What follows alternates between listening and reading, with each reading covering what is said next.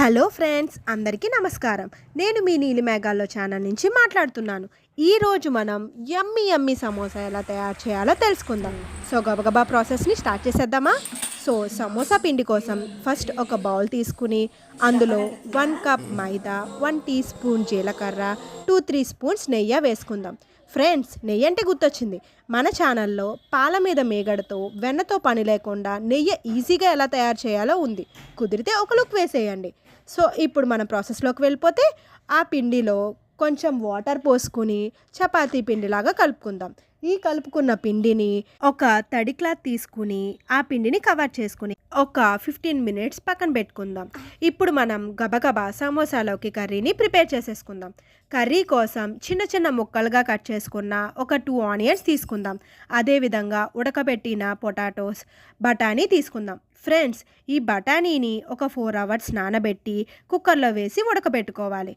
ఇప్పుడు మనం ప్రాసెస్లోకి వెళ్ళిపోతే స్టవ్ మీద ప్యాన్ పెట్టుకుని అందులో ఒక 2-3 స్పూన్స్ ఆయిల్ వేసుకుని 1 టీ స్పూన్ జీలకర్ర, 1/2 టీ స్పూన్ ఆవాలు, ఒక రెబ్బ కరివేపాకు వేసుకుని బాగా మిక్స్ చేసుకోవాలి.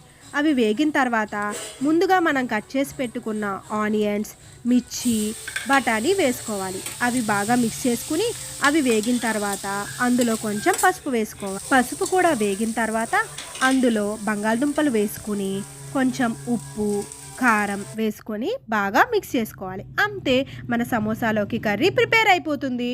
ఇప్పుడు మనం పిండిని తీసుకుని దానిని చిన్న చిన్న బౌల్స్గా తీసుకుని ఆ బౌల్స్ని పూరీలా చేసుకోవాలి. ఆ పూరీని హాఫ్కి కట్ చేసుకుని ప్రతి హాఫ్ని కూడా మనం సమోసాలాగా మడత పెట్టుకోవాలి. ఇప్పుడు ఆ మడత పెట్టుకున్న దాంట్లోకి కర్రీ వేసుకుని కర్రీ లీక్ అవ్వకుండా సైడ్స్ని మనం కవర్ చేసుకోవాలి. ఇదే విధంగా అన్ని సమోసాలని తయారు చేసుకుని పక్కన పెట్టుకోవాలి.